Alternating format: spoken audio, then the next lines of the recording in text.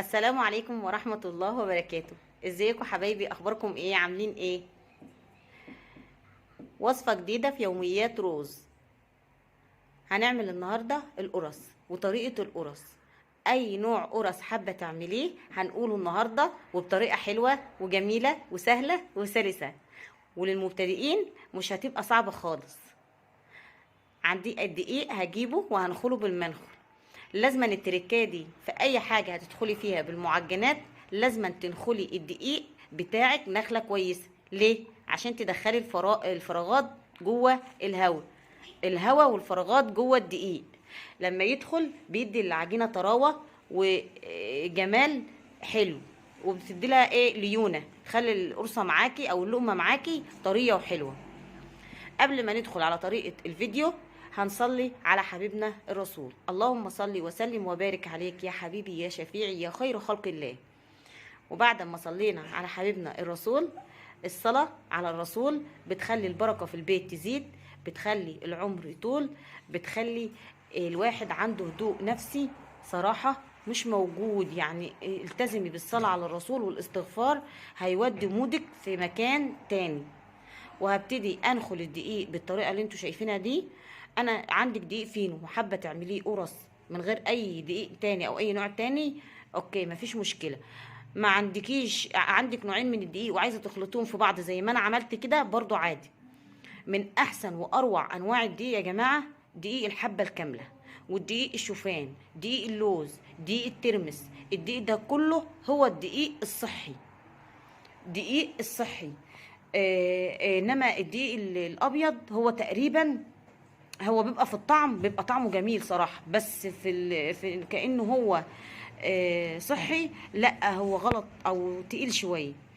المهم انا عملت نوعين من الدقيق. حطيت كيلو فينو مع كيلو دقيق الحبه الكامله. دي الحبه الكامله اللي هي دقيق الغله، بس الدقيق ده منخول من النخاله بتاعته وطالع منه الرد. بدأت نخلت الدقيق خلاص، بدأت احط المكونات الجافة على بعضها. حطيت خميرة، هو تقريبا 2 كيلو دقيق، حطيت لهم معلقتين خميرة او ظرفين خميرة، وحطيت لهم معلقة ملح صغيرة، و3 معالق او 4 معالق سكر، وحطيت معلقة بيكنج باودر او ظرف بيكنج باودر. وحطيت ايه تاني يا جماعة؟ انا كده بتكلم عن المكونات اللي هي الجافه. معلقتين او 3 او نص كوبايه من اللبن البودر، نص كوبايه من اللبن البودر. وحطيت كده تقريبا المكونات الجافه بتاعتي خلصت معايا. يبقى حطيت الملح والسكر والبيكنج باودر، وحطيت ظرفين او معلقتين خميره، وحطيت الخميره، وحطيت لبن بودر. لبن البودر مش موجود برضو ما مش مشكله، بس بيعزز الطعم معايا وبيديله بيديله نكهه حلوه كده للقرص او اللقمه معايا. بدات خلاص خلصت المكونات الجافه بتاعتي. بدات انزل بقى عندي ريحه الموز وريحه البرتقال. حطيت من دي حبه ومن دي حبه، يعني حاجات صغيره كده. وحطيت معلقتين خل. الخل بيفتح ويبيض نوع بيبيض ويفتح العجينه بتاعه اي معجنات. هتحط فيها معلقتين خل، ما تخافيش منها، ما تخافيش منها. انزلي بمعلقتين الخل. حتى لو بتعملي كيكه انزلي عليها برضو بمعلقه او بمعلقتين خل، بيفتح لون الوصفه بتاعتك معاكي، سواء طالما دخل فيها دقيق او معجنات. بتضيفي معلقتين خل، ما تخافيش منه. دلوقتي خلاص انا خلصت المكونات الجافه، وحطيت كمان معلقتين سمسم. السمسم برضو تبع الرغبه، حبه حطيه حبه مش حبه براحتك. حطيت معلقتين سمسم برضو. خلاص كده المكونات الجافه بتاعتي خلاص اوكي كده خلصت. بنبتدي نحط السمنه بتاعتي. عندي سمنه بلدي. الله على السمنه البلدي، الله على السمنه البلدي وجمالها في المعجنات بقى. الله بتودي المعجنات في طعم تاني، ولا الحلويات الشرقيه. السمنه البلدي بتحطي كوبايه ونص سمنه بلدي مع كوبايه زيت. نزلت عليهم طبعا كل ده على بعضه، لان هعمل قرص طريه، مش ولا عايزاها مقرمشه ولا عايزاها قرص ناشفه، هي قرص طريه عاديه فلاحي خالص جدا. ونزلت بالحليب بتاعي، الحليب بدرجة حرارة الغرفة بتاعتي، ولا هو ساقع قوي ولا هو سخن زيادة عن اللزوم عشان ما يموتش معايا الخميرة.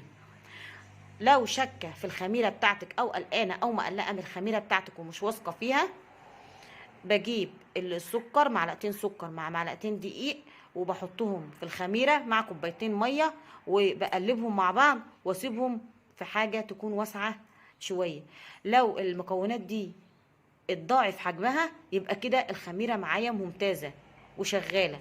لو ما اتضاعفش حجمها وزي ما هي، تعرف ان الخميرة بتاعتي مش هتنفع تتحط في المعجنات. ليه؟ هتبوظ لي كل حاجة لانها مش شغالة. دي طريقة اختبار الخميرة. وهبتدي بقى الف الدقيق معايا لغاية لما يكور، واحط بقى، انا حطيت اللبن بتاعي. لو انا عايزة اغلق بمادة سايلة وما عادش موجود معايا لبن، انا هحط كوبايتين او 3 لبن. لو ما عادش معايا لبن وعايزة اغلق، بغلق بمية عادي خالص، واكمل القرص بتاعتي بمية، بعجنها بمية لغاية اما اللقمة او العجينة بتاعتي تلم معايا. لمت العجينة معايا يبقى كده العجينة نجحت 100%. من نجاح العجينة ان انت بقى تفتكري جوزك هو مزعلك، تفتكري ولادك وهم متخانقين وانت قايمة شغالة معاهم ضرب، تفتكري اي حاجة مضايقاكي، انزلي بقى في العجينة. ليه؟ عشان تخدمي العجينة خدمة حلوة. طالما اديتي العجينة حقها او خدمتيها كويس، هتاخدي منها برضو احسن حاجة بتتعمل. هنبتدي نلم العجينة او نكور فيها. ودي بقى افتكري بقى، مرة جوزك غضبك فيها، مرة جوزك قالك كلمة زعلتك فيها، اي حاجة بقى. والاحسن من ده وده، نصلي على حبيبنا الرسول. اللهم صل وسلم وبارك عليك يا حبيبي يا شفيعي يا خير خلق الله. طول ما انت بتعجني صلي على حبيبنا الرسول، او اذكري الله، او سبحيه.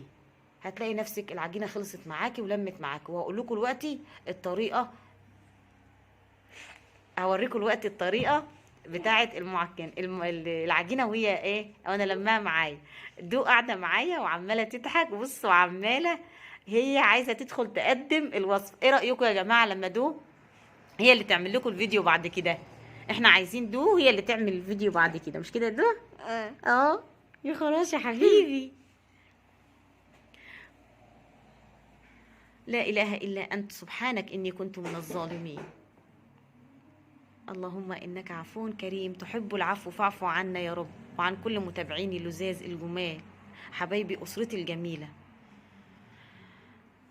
العجينة طيب لو حسيت إنها مش راضية تتلم معايا ودايما بتلزق في شايفين قطعت كلامي ودو نزلت معايا، هي نزلت في العجينة. الله يا دو، تعالي يا دو شوفي لهم انت كنت بتعملي ايه. بيعملوا ايه؟ كنت بتعجني ايه؟ عجنتي ايه؟ القرص. ويا مين؟ مامي. يا خراشي، دي دودي وهي نازله معايا ايه؟ يعملوا ايه يا كوكو؟ قولي كلمي المتابعين، هم عايزين يسمعوا صوت واعي. قولي يا دو.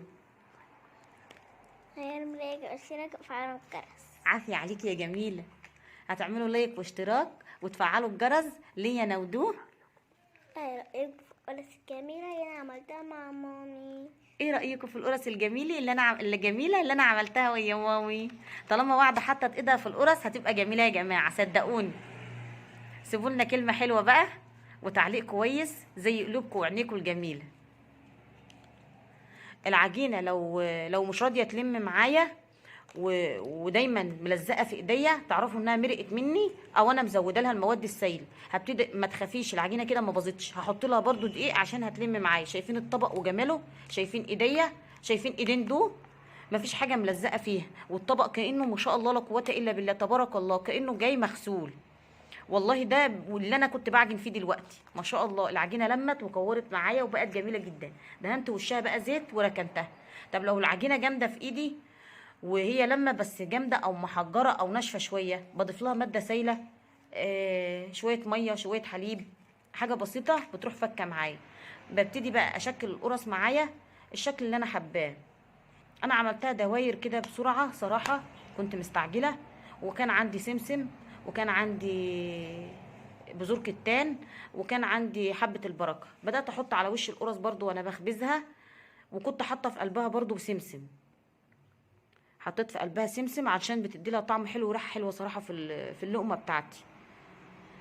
ببتدي اشكل العجينه بتاعتي واخلي سمك العجينه يعني بيتراوح يعني ما بين نص سنتي لسنتي، علشان ما تبقاش تخينه مني قوي ولا تبقى رفيعه وناشفه مني في الفرن. انا عايزاها حاجه طريه، حاجه بقى مع كوبايه شاي، عيش بقى، عيش وبقى مع كوبايه شاي، مع كوبايه شاي بحليب.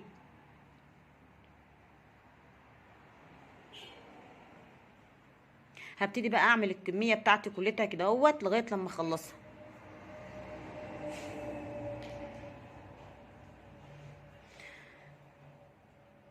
دو ربنا يبارك لي فيها وخليها لي يا رب بتفرح بالمعجنات، مش كأنها بتحب المعجنات، هي بتحب العجين في البيت، بتحب انها تخبز معايا، بتحب اي عجين، تحب انها اي طفل صغير او طفلة صغيرة تعشق العجين. ليه؟ لانهم هيلعبوا بالعجين.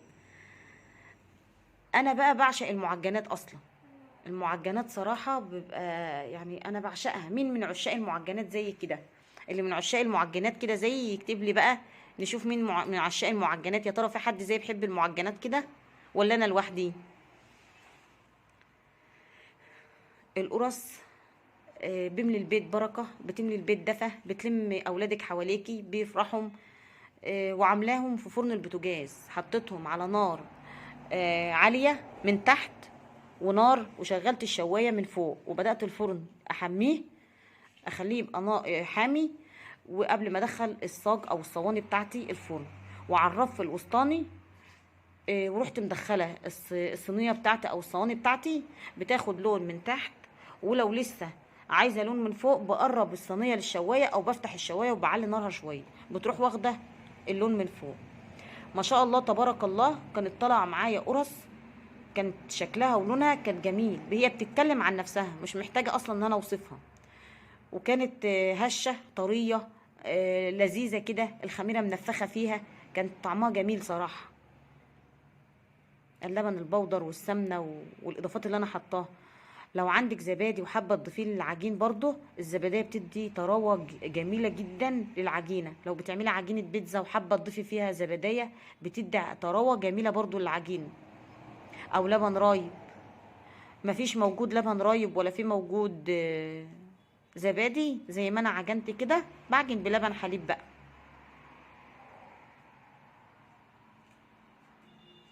اديتك العمر على عمرك يا دو، يا خراش يا حبيبي، ايه روحي يا انتي، وانتي ايدك زغنطوطه كده.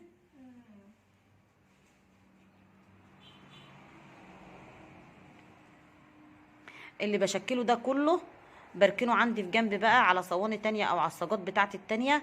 مفيش صاجات بجيب مفرش وبروح دهناه حبة زيت خفاف خالص كده بالفرشة برضو، وبرص عليه العجينة دي بتخمر. انا بعد ما عجنتها للأمانة برضو سبتها ترتاح لمدة نص ساعة، وبعد ما شكلتها سبتها بقى ترتاح برضو لمدة نص ساعة أو ساعة كاملة، لغاية لما خمرت براحتها خالص وبدأت تنفخ معايا، والقرصة بدأ يتضاعف حجمها.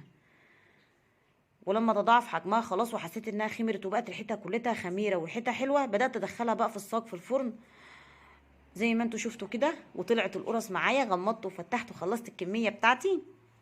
والقرص لونها جميل، الحمار من تحت جميل، وحمارها من وشها ولا اروع. تبارك الله، بسم الله ما شاء الله. بكسر واحده بقى دلوقتي وبوريها لكم.